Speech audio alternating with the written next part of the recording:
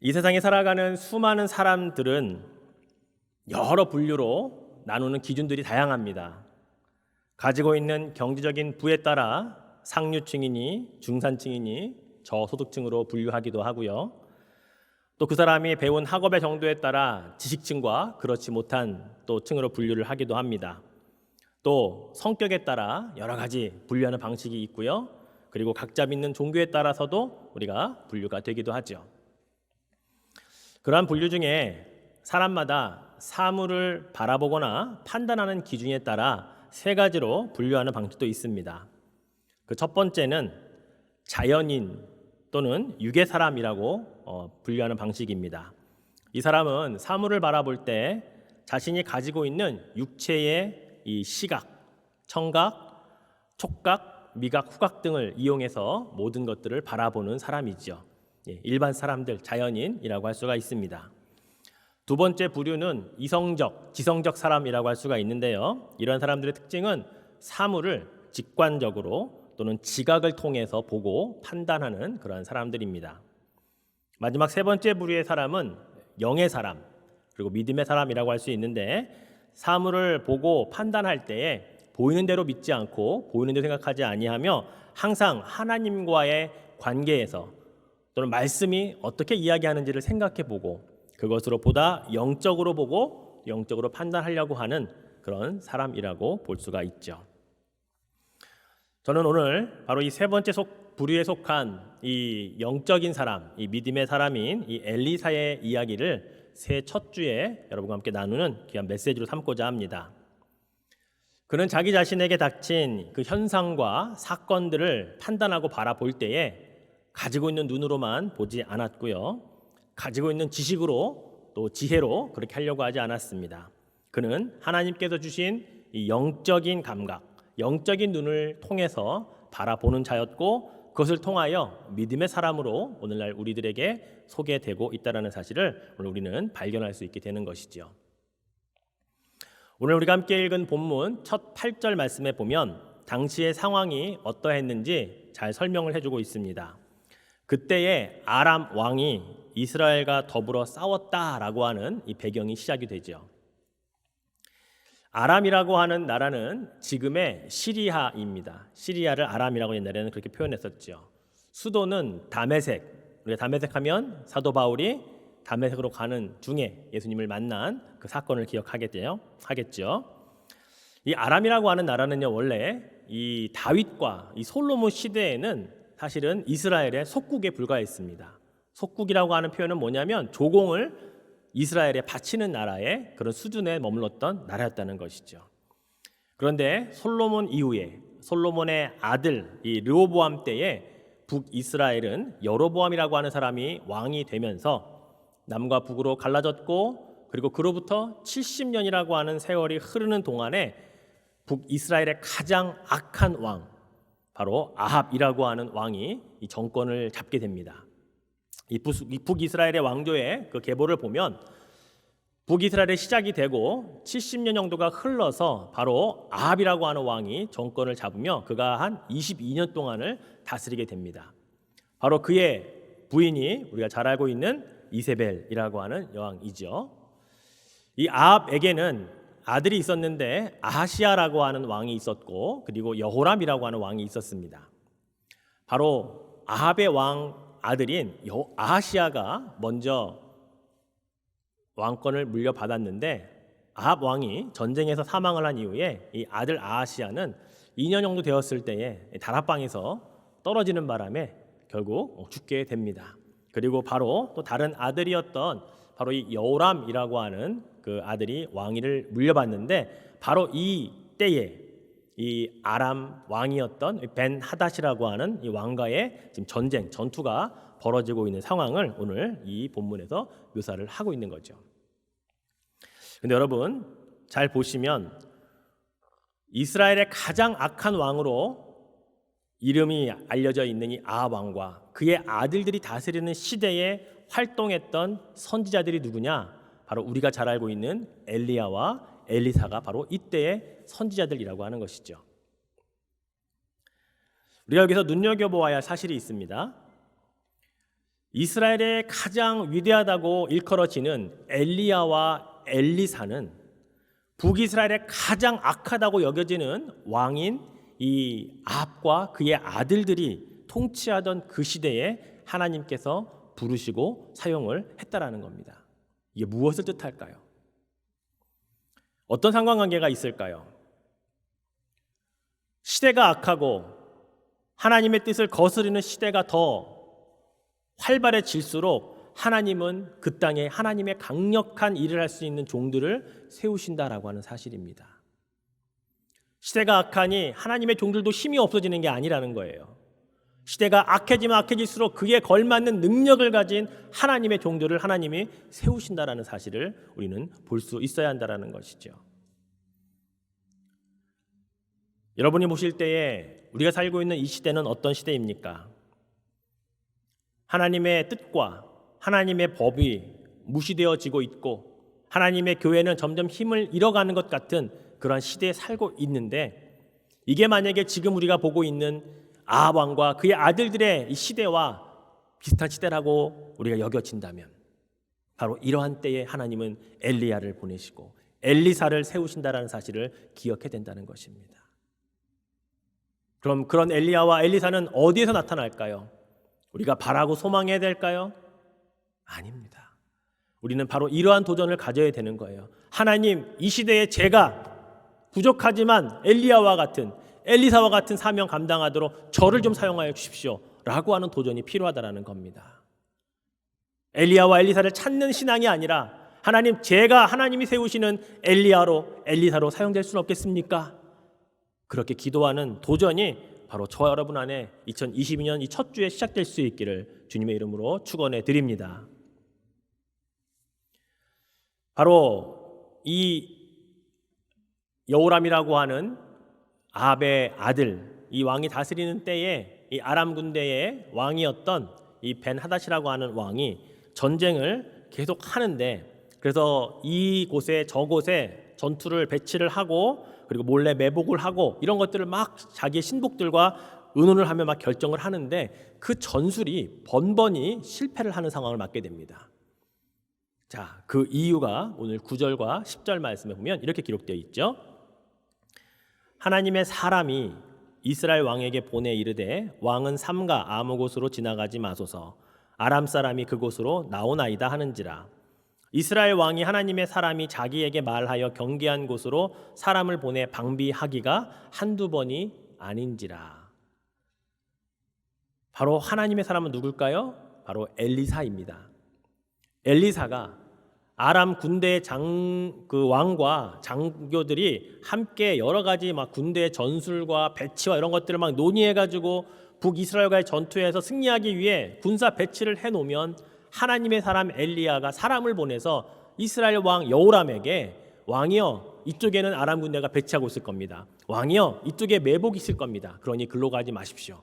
아니요, 사람을 보내서 미리 방비를 하십시오 라고 하는 그런 일들이 한두 번이 아닌 상황들이 벌어졌다라는 겁니다. 자, 그러니 이 아람 왕의 입장에서 볼 때는 도대체 이게 가능하냐는 거예요. 어떻게 작전을 세울 때마다 미리 그것이 다 정보가 누설된 것처럼 그런 상황이 벌어지니까 의심을 하기 시작합니다. 이건 분명 우리 부하 중에 이스라엘과 내통하는 자가 있다, 그렇게 생각할 수밖에 없었던 것이죠. 그때 그 아람 왕의 신복 하나가 정확하게 그 상황을 진단하면서 이렇게 말합니다. 오늘 12절 말씀을 보니까 그 신복 중에 한 사람이 이르되 주여 우리 주 왕이여 아니로소이다. 오직 이스라엘 선지자 엘리사가 왕이 침실에서 하신 말씀을 이스라엘이 왕에게 고하나이다 하는지라. 예. 선지자 엘리사가 북이스라엘을 도와주고 있습니다. 우리가 작전 짜는 것을 누군가 그에게 고발하는 게 아니고 누설하는 게 아니고, 그가 왕이 침실에서 왕비와 함께 이야기하는 것까지 다 듣고 있습니다 라는 말을 하고 있는 거죠. 그러니 아람 군대와 북이스라엘과의 이 싸움은 100번 싸우면 100전 100패를 할 수밖에 없는 그런 상황인 것입니다. 결국 이 벤하닷이라고 하는 이 아람의 왕은 그럼 엘리사를 먼저 죽여야겠구나, 엘리사를 처단하지 않고서는 우리가 절대로 이 전쟁에서 이길 수가 없겠다라고 해서 당장 엘리사가 어디 있는지 알아보라고 명령합니다. 그래서 막 알아보고 나니까 지금 엘리사가 도단이라고 하는 성에 있습니다 라는 보고를 받자마자 바로 엘리사를 죽이기 위해 아람 군대가 출동을 합니다. 자, 얼마의 군대가 출동을 해야 이 엘리사 한 사람을 잡을 수 있을까요? 자, 아람 왕이 이렇게 명령을 하죠. 자, 14절 말씀해 보니까 왕이 이에 말과 병거와 많은 군사를 보내매 그들이 밤에 가서 그 성읍을 에워쌌더라. 정확한 숫자가 얼마인지는 알 수 없지만 한 가지 힌트를 얻을 수 있다면 지금 엘리사가 머물고 있는 이 도단이라고 하는 곳의 그 크기, 성읍의 크기가 얼마인 줄 알면 에워싸는 숫자가 대략 파악이 되겠죠. 자, 그래서 한번 이 도단이라고 하는 곳을 한번 찾아봤습니다. 지금은 이스라엘에 도단이라는 이름 앞에 텔이라는 날이 붙어서 텔 도단이라고 이렇게 불려집니다. 저희가 지난번에 성지순례 갔을 때 이스라엘 지명에 유도기 앞에 텔이라는 단어가 되게 많이 붙어 있는 것을 보고 같이 우리를 안내하셨던 김민산 목사님이 그런 얘기를 하셨어요. 기억하실지 모르겠지만 이 텔이라고 하는 말은 언덕, 구릉이란 뜻입니다. 그런데 이스라엘의 많은 유적지들이 바로 여기에서 이 언덕, 이 구릉에서 발견이 되기 때문에 텔 도단 그러면 도단 유적지라는 의미로 받아들이면 됩니다. 이렇게 설명하셨던 기억이 나요. 그렇습니다. 바로 이 도단이라고 하는 곳은 저렇게 구릉으로 되어 있는데 지금 저기 사진을 볼 때는 저게 얼마나 높은지 모르겠지만 대략 한 60m 정도 그 위로 경사 위에 그 도단이라고 하는 지역이 형성이 되어 있죠. 자, 이 도단이라고 하는 곳을 꽤 넓은 사이즈인데 여기를 말과 병거와 많은 군대들을 보냈는데 적어도 수천 명, 많게는 아마 수만 명이 가야 이 도단 전체를 둘러쌀 수 있었을 것입니다. 그런데 그렇게 많은 말과 병거와 군사들이 한밤중에 누구를 잡으러 갔다고요? 엘리사 한 사람을 위해 움직였다는 겁니다. 여러분, 근데 되게 아이러니한 것은 지금 엘리사는 왕이 침실에서 하는 말까지 다 듣고 있잖아요. 그럼 자기를 포위하러 온다고 하는 이 도단에 이 포위하는 거는 몰랐을까요? 왕이 참 하나는 알고 둘은 몰랐던 것 같아요. 밤에 움직이면 몰랐을까요? 예, 그런데 그는 어쨌든 이 도단이라고 하는 곳에 가서 엘리사를 잡도록 명령을 하고 이 수천 명의 군사들을 말과 병거와 함께 보냈다라는 겁니다. 한밤중에 말이죠. 자, 우린 여기서 이 도단이라고 하는 이 지명에서 엘리사보다 훨씬 오래전에 이 요셉에게 일어났던 사건을 한번 먼저 되짚어 보려고 합니다. 바로 이 도단이라고 하는 곳에서 요셉은 어떤 일들이 있었냐면 바로 형들에게 팔려갔던 바로 그 장소가 바로 도단이었다라는 사실이에요. 창세기 37장에 보면 아버지 야곱이 아들 요셉에게 형들이 양떼를 잘 치고 있는지 가서 보고 와라 명령한 것이 세겜이라고 하는 곳이었습니다. 바로 그 형들이 양떼와 잘 있는지 보고 나한테 와서 알려줘라 라고 했는데요. 그래서 그들이 양떼를 형들이 있는 곳으로 갔더니 이 세겜이라고 하는 곳에는 형들이 없는 거예요. 그 성경에 보면 요셉이 그 세겜이라고 하는 곳에 형들이 없어서 되게 방황하고 있는 장면이 성경에 기록이 되어 있습니다. 어쩔 줄 몰라 하는 이 세겜 들판에서 방황하고 있는 이 요셉을 어떤 사람이 보더니 왜 그러느냐라고 묻고 요셉은 형들을 찾고 있는 형들이 없다라고 말하니까 그들이 바로 도단으로 갔다라는 이야기를 하게 되지요. 그래서 창세기 37장 17절에 보면 그 사람이 이르되 그들이 여기서 떠났느니라 내가 그들의 말을 들으니 도단으로 가자 하니라 요셉이 그의 형들의 뒤를 따라 가서 도단에서 그들을 만나니라. 예. 아버지와 함께 머물렀던 이 헤브론이라고 하는 곳에서 세겜으로 갔다가 세겜에서 도단이라고 하는 곳까지 왔던 그 상황, 그 거리를 보면요 자그마치 100km라고 하는 거리입니다. 지금 요셉은 10대입니다. 청소년이에요. 이 광야를 아무도 돌봐준 사람 없이 10대 청소년 혼자 자기 형들을 찾기 위하여 아버지의 명령에 순종하여 갔던 거리가 100km. 대략 60마일 정도를 그가 며칠 밤을 새서 혼자 갔는지 모르겠지만 세겜으로 갔다가 아무도 없어서 너무 당황했고 그 다음에 다시 도단으로 가서 드디어 형을 만났을 때에 그 어린 요셉의 마음이 어땠을까요?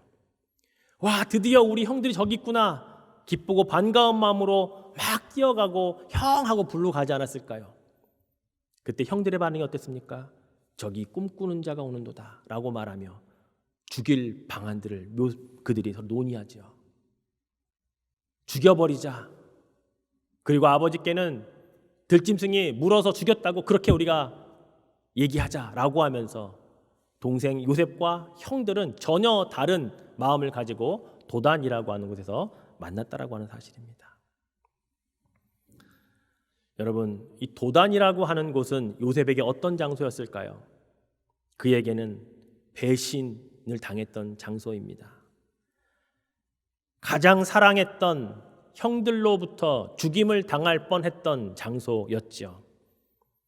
물론 루벤의 형의 그 말에 의해서 우리가 생명만큼은 해하지 말자라고 해서 바로 애굽으로 가는 미디안 상인들에 의해서 바로 팔려가서 보디발이라고 하는 사람 집에 노예로 바로 있게 되는 바로 그 장면이 바로 앞에서 벌어지는 이야기거든요. 여러분, 그렇습니다. 이 도단이라고 하는 곳의 의미는요, 요셉에게는 배신을 당하는 장소였고 요셉에게는 가장 사랑하는 사람들로부터 죽임을 당할 뻔한 참으로 힘들고 어려웠던 장소였다라는 사실입니다.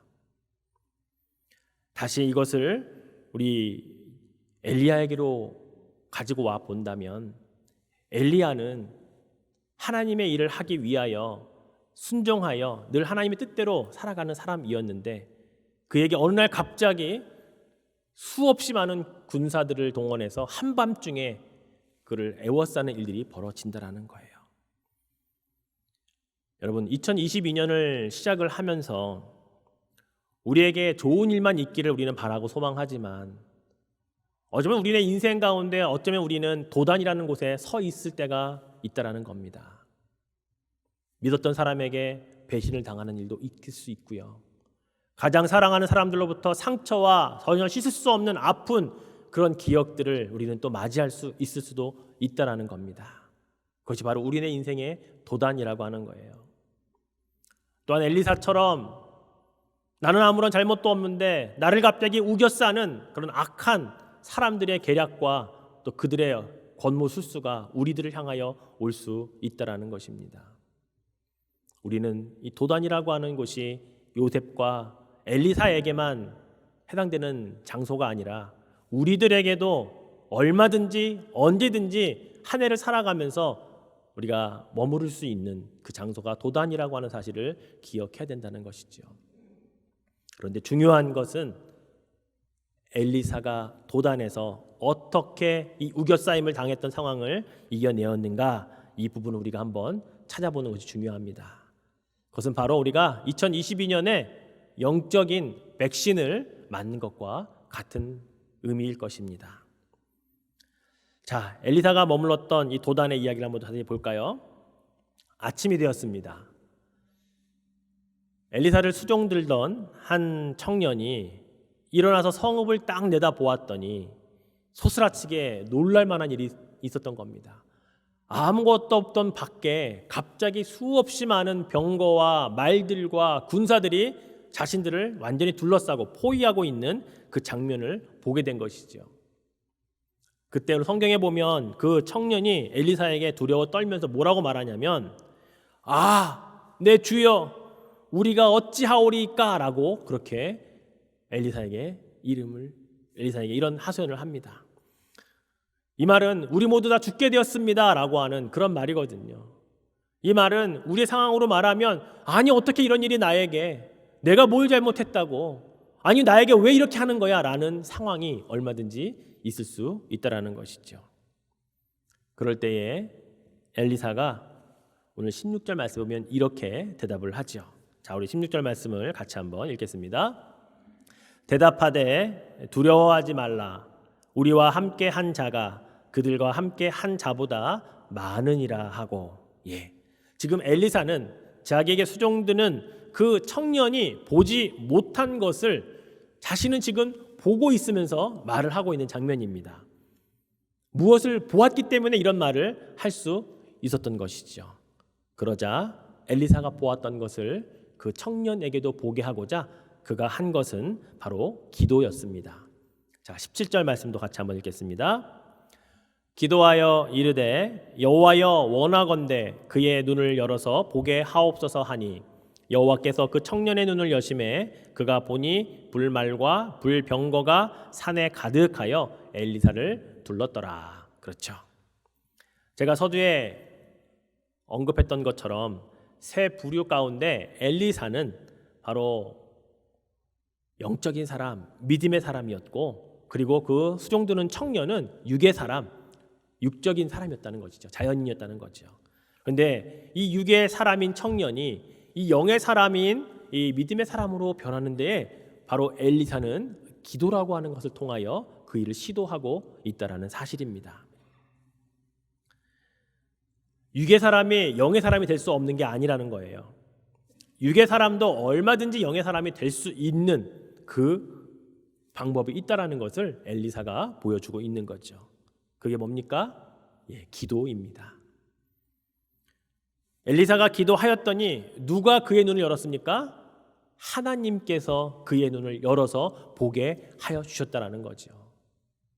여호와께서 그 청년의 눈을 여심해 그가 보니라고 하는 이 표현 그대로 기도는 엘리사가 했지만 그 기도를 받으시고 하나님께서 육의 사람인 그 청년의 눈을 열어서 영의 눈을 뜨게 하시고 영의 현장들을 바라보았더니 불말과 불병거가 자기를 둘러싸고 있는 아람 군대 그 위에 엘리사를 모두 둘러싸고 있는 엄청난 이 환상들을 그가 드디어 볼 수 있게 되었다라는 사실이지요. 사랑하는 성도 여러분, 그렇습니다.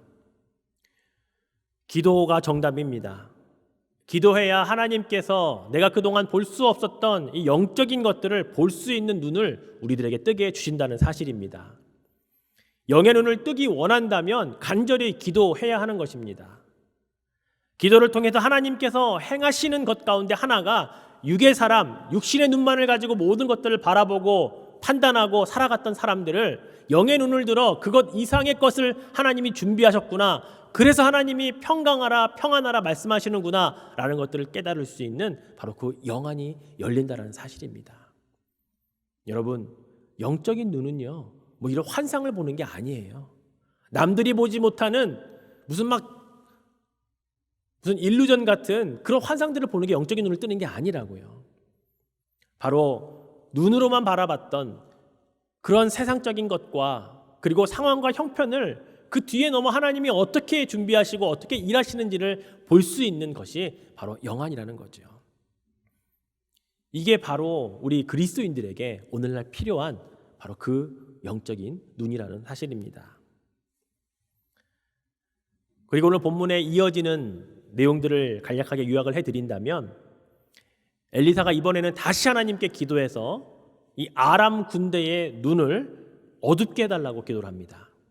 육의 눈만을 가지고 있는 자들을 이번에는 아예 그냥 육의 눈으로도 보지 못하게 어둡게 해달라고 기도를 하게 돼요. 그리고 나서 어떻게 하냐면 엘리사가 도단이라고 하는 곳에서 사마리아, 즉 북이스라엘의 수도 사마리아 땅까지 이 군대를 이끌고 갑니다. 그리고 나서 이 북이스라엘의 수도였던 사마리아에서 이 아람 군대가 눈을 갑자기 딱 떠지는 거예요. 그랬더니 자기들이 어느새 도단이 아닌 사마리아 성에 와 있었고 북이스라엘의 군대로 둘러싸여 있는 이런 광경을 맞이하게 된 것이죠. 여러분, 육의 눈만을 가지고 살면 이런 일이 일어난다니까요. 육의 눈만을 가지고 살아가는 자들에게는 눈이 감겨지면 그 누구에게 속고 그 누구에게 현혹될 수가 있다는 사실을 오늘 우리는 이 아람 군대의 이야기를 통해 깨달을 수 있어야 하는 것입니다. 그래서 영의 눈이 필요한 거예요. 그래서 하나님께 기도하여 영의 눈을 뜨는 자가 이러한 미혹하는 자, 이러한 것으로 휘몰아가지 않을 수 있다는 것을 보여주는 거지요. 여러분, 물론 육신의 눈을 가지고 사는 것 중요합니다. 볼 수 있는 건 잘 보아야 됩니다. 그러나 우리의 속담 가운데 눈 뜨고도 코 베인다라는 말처럼 육신의 눈만을 뜨고 산다고 다 잘 보고 잘 살 수가 없는 거예요. 그 눈을 뜨고 있더라도 내 앞에 있는 코를 베어가는 시대라고 우리 그렇게 말을 사용하거든요. 그래서 하나님께서 오늘 우리에게 주시는 이 영적인 눈, 이것을 가지고 있어야 하나님이 어떻게 이 시대와 내 상황과 형편을 아시고 이끌어 가시는지를 비로소 알고 보고 마음의 평강을 얻을 수 있게 되는 것입니다. 결국 사마리아 성까지 눈이 어두워진 채로 끌려왔던 이 수많은 이 아람 군대 어떻게 했을까요? 죽이려고 했지만 엘리사가 죽이지 말라고 말합니다. 오히려 먹을 것을 이들에게 풍성히 제공해서 배불리 먹인 후에 아람 나라로 돌려보냅니다. 결국 이 군대들이 돌아갔을 때에 그들은 결코 다시 북이스라엘을 엘리사가 살아있는 동안에는 침공하지 않았던 이야기가 계속 이어지게 되는 것이지요. 사랑하는 성도 여러분, 오늘 엘리사와 그의 수종 그리고 그의 아람 군대의 이야기를 통해서 우리가 어떤 눈을 가지고 살아야 하는지 우리는 이미 다 깨달았을 것입니다.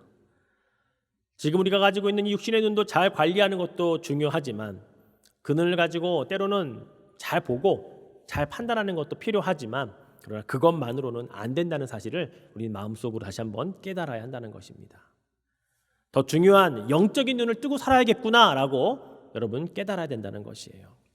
그래야만 우리는 그동안 보지 못했던 하나님의 경륜을, 하나님이 이 세상을 어떻게 통치해 가시고 나를 어떻게 이끌어 가시는지를 볼 수 있다라는 것이지요. 상식적으로 생각해 보면 이 정육면체라고 하는 것을 한 면만 볼 수 있는 사람과 사방팔방 앞뒤를 다 볼 수 있는 사람은 다르지 않을까요? 게다가 그 안에 속에 있는 게 무엇인지까지 아는 눈을 가진 사람이라면 이건 완전히 다른 인생을 살 수밖에 없는 것, 이것은 우리가 상식적으로 생각해도 충분히 이해가 된다는 것이죠. 그래서 새해를 시작하면서 여러분이 바라고 소망하는 많은 것들이 있겠지만 그 우선순위를 잘 정하시면 좋겠습니다.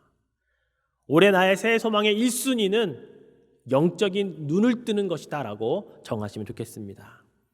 내가 가진 육신의 눈만을, 내 눈으로 보는 것만을 중요하게 여기며 그것으로 사리 판단하며 살았던 삶에서 올해에는 하나님이 뜨게 하시는 영적인 눈을 소유하여 그것으로 보고 그것으로 판단하고 그것으로 삶을 살아나가는 그런 복된 삶이 되실 수 있기를 주님의 이름으로 축원해 드리겠습니다. 말씀을 맺겠습니다. 하나님께서 허락하신 2022년 우리 모두가 영적인 눈을 갖기를 소망하시면 좋겠습니다. 그 소망하는 것이 그냥 희망사항으로 그치는 것이 아니라 정말로 우리 삶 속에서 일어나서 그 일들로 하나님의 영광을 보면 좋겠습니다. 이전에는 전혀 생각하지도 볼 수도 없었던 그런 많은 것들이 갑자기 눈에 보이기 시작하는 그러한 일들이 있었으면 좋겠습니다. 그래서 그 문제를 늘 보면 고통과 아픔과 걱정이 앞섰는데 이제 그게 아니라 해결할 방법이 보이고 해결할 능력이 생기고 그것으로 엘리야처럼 승리하는 삶을 살아가는 여러분이 되시기를 축원해 드립니다. 그러나 한 가지 더 부탁드리고 싶은 것은 영적인 눈도 영적인 시력이 다르다는 사실입니다. 우리가 때로는 눈이 나쁘면 시력 검사를 통해서 안경을 써서 육안으로 볼 수 없는 것들을 더 자세히 멀리 볼 수 있듯이 영적인 시력도 마찬가지예요. 다 똑같지가 않다라는 겁니다. 그것을 위해 우리는 시력을 더 좋게 하는 바로 기도가 필요한 겁니다. 더 자세히 보고 더 멀리 볼 수 있는, 때로는 돋보기와 같은, 때로는 현미경 같은, 때로는 망원경 같은 그러한 시력을 확보하기 위하여 우리는 보다 더 기도해야 된다는 거예요. 그것이 내 영적인 이 눈의 시력을 좋게 만드는 유일한 방법인 것을 우리는 깨달아야 하는 것이죠. 그래서 여러분 기도해야 됩니다. 2022년을 시작하면서 하나님, 악하고 힘든 시대에 아합왕과 그의 아들들이 다스리던 시대에 엘리야와 엘리사를 사용하셨듯이 이 힘들고 어려운 시대를 살아가는 우리에게 죄가 엘리야와 엘리사와 같은 하나님의 사람이 되기를 원하며, 그러기 위해 주님 제가 기도하겠사오니 저에게 영적인 눈을 주시옵소서. 보다 더 좋은 시력의 영적인 그런 눈을 갖고 살아가게 해주십시오. 그렇게 기도하시며 그렇게 소망하시는 여러분 되시기를 주님의 이름으로 축원해 드리겠습니다. Oh, the deep, deep love, all I need and trust is the deep, deep love of Jesus.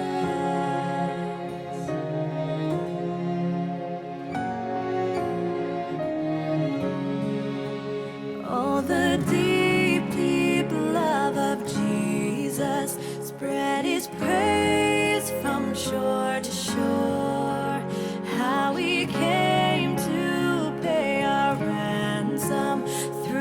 say